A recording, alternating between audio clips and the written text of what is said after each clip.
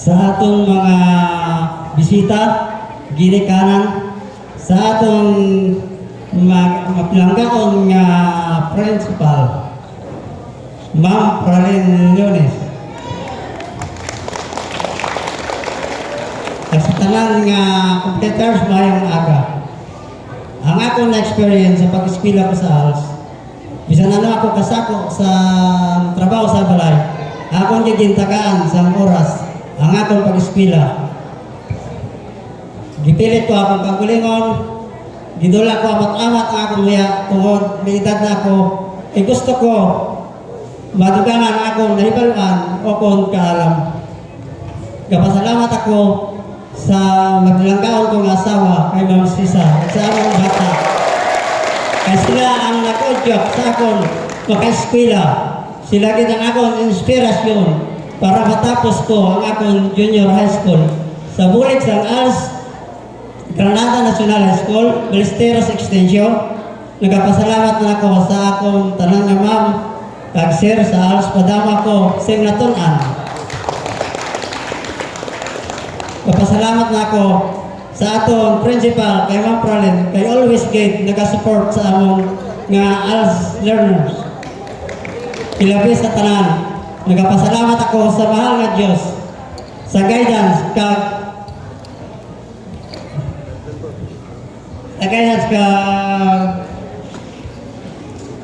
okay amo na sa guidance kag protection. Ilabi sa maraming salamat.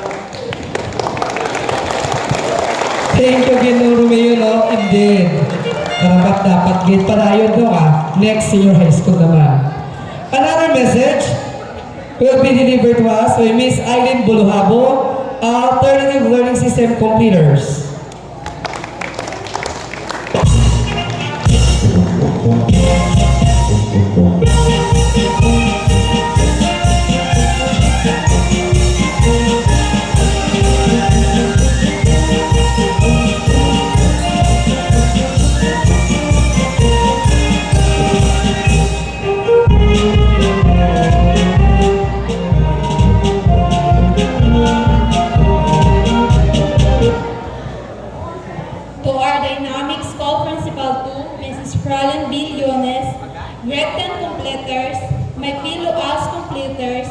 teachers, parents, PTE official, and barangay officials. Have a pleasant morning to all of us. Una sa tanan, ginapasalamatan ko gid ang nagbulig kag naghatag sa suporta sa akong pag-eskwela. Labi na gid sa akong kabana kay Patrick Barido, kag sa akong pamilya.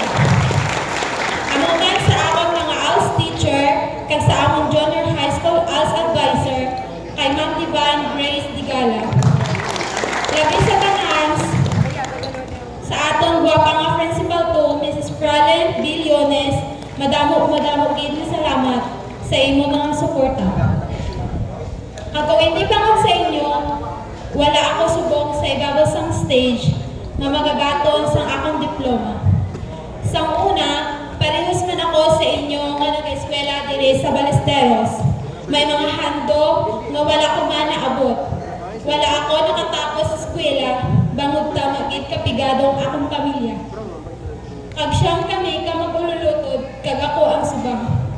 Gagmay pa ang akong mga utod, belan ko, kag nakita ko nga naglayangid akong ginikanan sa pagpa-eskwela sa amo. Kaysa sito nga tiyon, wala pa sang high school sa among nga barangay. So kung makagraduate ka sa grade 6, dito ka na dason na eskwela sa mainland. Nag-eskwela ako sa National High School, pag-graduate ko kay Tisgida sa grade 6. Dito ako nag-board.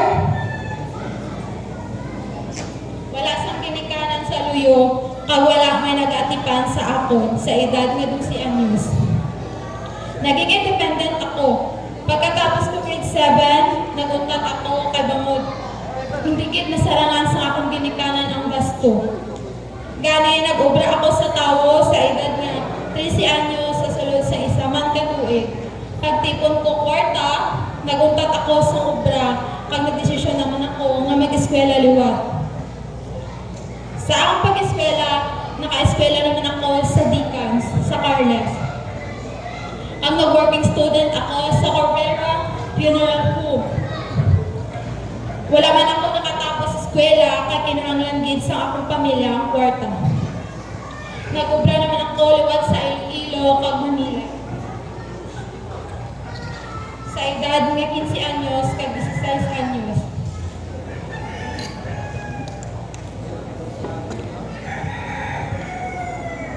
Dako man ang akong pasalamat sa Ginoo nga puro tanan mga mabuot ang akong mga amo. At pagtipong kalawat sa kwarta, nag-eskwela ako dire sa Balesteros sa grade 8 ka grade 9. Wala man gyapon ako nakatapos kay bangod kulang gid ang kita sa akong gamay.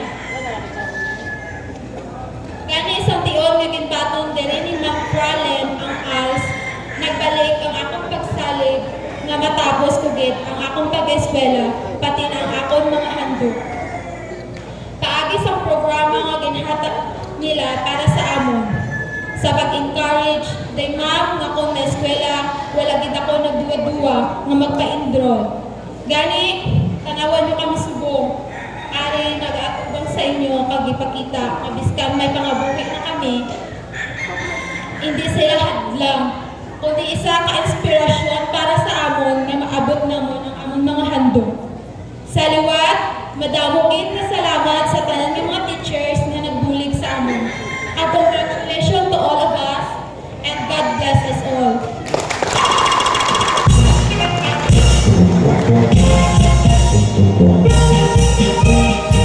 Thank you, Miss Irene, and of course, congratulations.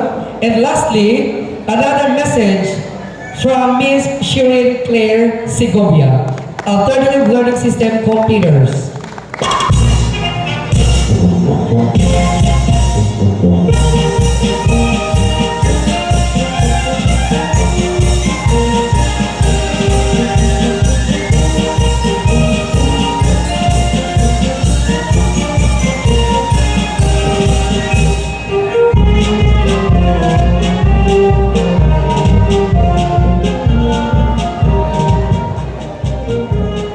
Bago ang lahat, nais kong magpasalamat sa Panginoon sa pagkakataon na binigay niya sa akin sa araw na ito. Sa ating minamahal na guro, mga pagkulang na andito ngayon sa ating napakamabait na prinsipal na si Ma'am Fraline Billones, magandang araw po sa inyong lahat. I am honestly felt humble and grateful na maging bahagi ng pagtatapos sa araw na ito. Completion ceremony, we are not just completers. We are blessed completers dahil napagtagumpayan natin ang hamon na ito. And my salute to all of you. Damdam ko po ang kaligayahan yung lahat sa araw na ito dahil katulad nyo rin po ako, sobrang saya ko nung nalaman ko na isa ako sa nakapasa ng ALS Junior High School at mag-moving up. Laking pasasalamat ko sa Alternative Learning System sa pagbibigay sa amin ng edukasyon at pag-asa upang makatapos kami ng pag-aaral at may pagpatuloy namin ang naudlot naming mga pangarap sa buhay. Sa amin ay ang bawat isa sa amin ay may kanya-kanyang dahilan kung bakit hindi kami nakapagtapos ng high school. Dahil sa ALS, may babalik ko na ang pangarap ko na makapagtapos ng pag-aaral. Binago niya ang buhay ko, nagpursigi akong mag-aral dahil na-realize ko na ang edukasyon lamang ang susi upang matupad ang aking pangarap sa buhay. Dahil sa family problem and financial problem, hindi ako nakatapos ng grade 9. Nagtrabaho ako at nag-asawa sa murang edad. Nagkaanak at naging masaya naman sa aking buhay may asawa. Kahit ang daming challenges sa aming buhay, sobrang hirap kapag hindi ka nakapagtapos ng pag-aaral. Dahil wala kang mahanap na magandang trabaho, kahit na gusto kong magtrabaho para matulungan ang aking asawa at ang aking pamilya.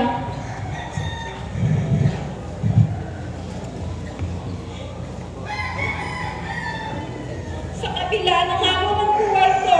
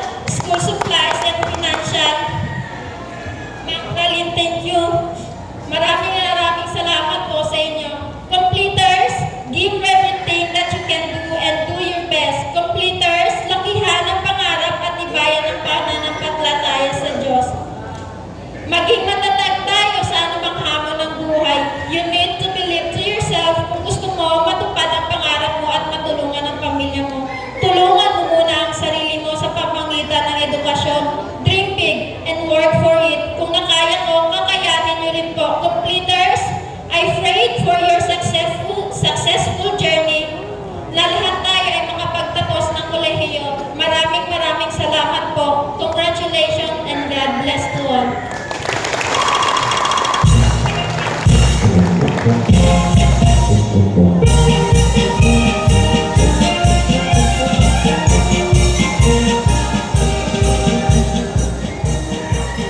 Thank you all completers for that heartbreaking messages and congratulations.